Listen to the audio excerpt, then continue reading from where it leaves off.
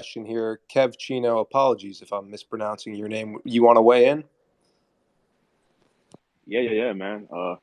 First of all, I want to say I appreciate you guys for letting me on. Huge fan of GQ. I actually have my own magazine I started, and you guys actually inspired that greatly. As far as my favorite shoe, I think you guys are forgetting, man, those Chuck Taylors, those Converse style shoes. Uh, that canvas, I think it paved the way for so many shoes today. Uh, yeah, man, I'm learning a lot from you guys, bro.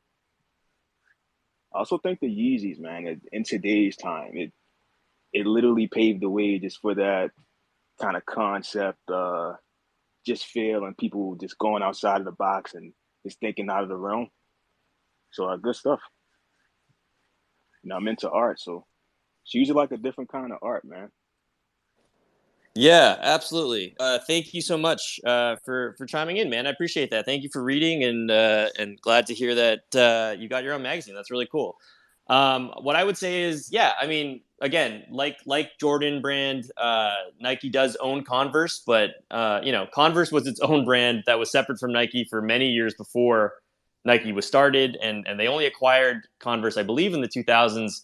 And so as it's a separate brand, we obviously couldn't put any Chuck Taylors or anything of that nature on there.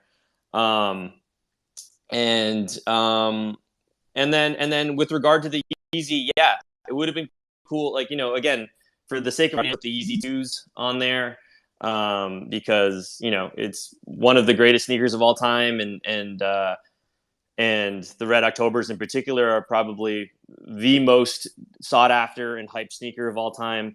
But yeah, the Yeezy ones are absolute bangers as well.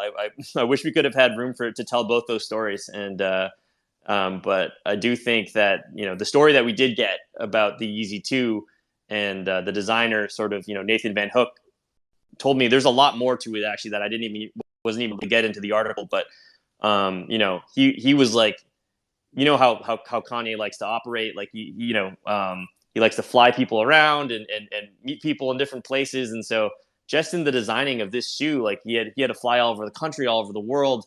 And a lot of that shoe was designed in Paris while Kanye and Virgil were also working on, Watch the Throne with Jay-Z.